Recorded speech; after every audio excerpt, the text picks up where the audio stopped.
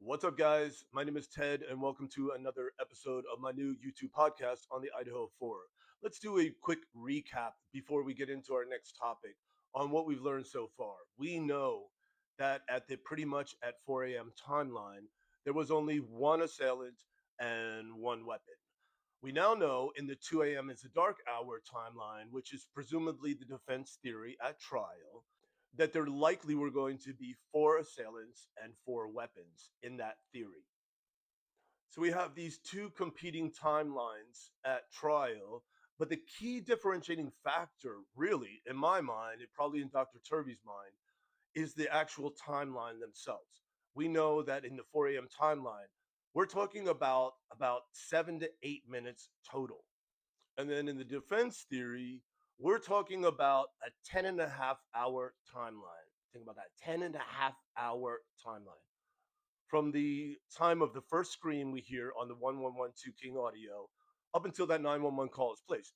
So we have to ask ourselves, like, what was going on in all that time? And that's where cleanup enters the picture.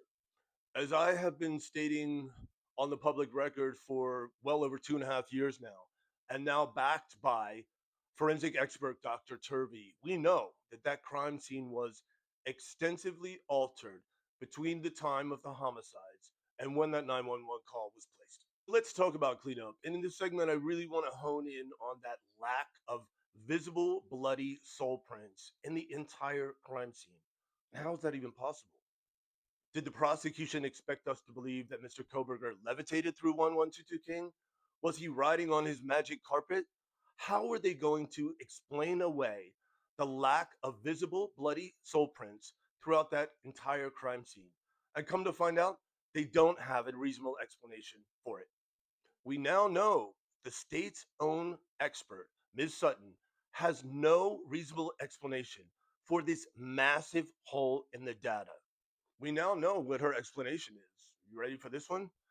Mr. Koberger was running around the residence naked whilst committing these homicides, thereby explaining the lack of bloody transfer. I don't know what you guys think of this explanation, but whether you have clothes on or not, you're still going to be transferring blood onto your person. And you're still, when you're going from room to room or from a room to an exit, you're still going to be leaving visible bloody footprints or impressions of some kind, unless, of course, we're expected to believe he was levitating.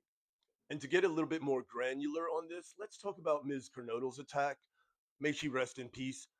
A very, very vicious and brutal attack. She sustained over 70 stab wounds. Ms. Sutton, the state's own blood expert, conceded that Ms. Kernodle was stepping in her own liquid blood for most of her attack, fighting her assailant or defending herself.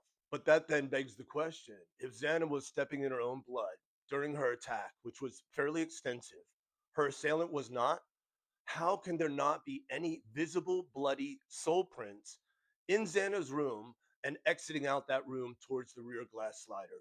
That floor is clean all the way from Xana's room out to that rear glass slider. Spotless. But what we do know now is that there are several different types of latent bloody impressions. I'll hesitate on calling them all soul prints. We know there's one by Dylan. We know that the Vans like print by Dylan's room. But we also now know of two different types of impressions. One was photographed by ISP and one was not. One was a linear lined impression found right by Xana's body, and the other were these officer geometric prints, which were not photographed, but in total, we have up to three different types of soul print impressions on that second floor. So are we then now expected to believe that Mr. Koberger changed his shoes twice while down on the second floor in the middle of these attacks? I mean, the 4 a.m. narrative just becomes more and more wild as more data is released. So were there four assailants and four weapons in that home after the 2 a.m. hour? And were there a multitude of bloody visible soul prints on that floor, specifically on the second floor? In my opinion, a resounding yes. I mean, the three different types of latent impressions prove that there was some type of cleanup in that home.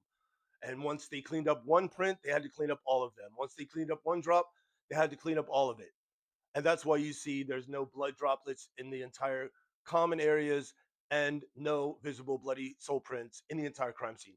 I mean, really, we just need to look at the data and say, how is this scientifically possible? And it's just not unless there was crime scene cleanup.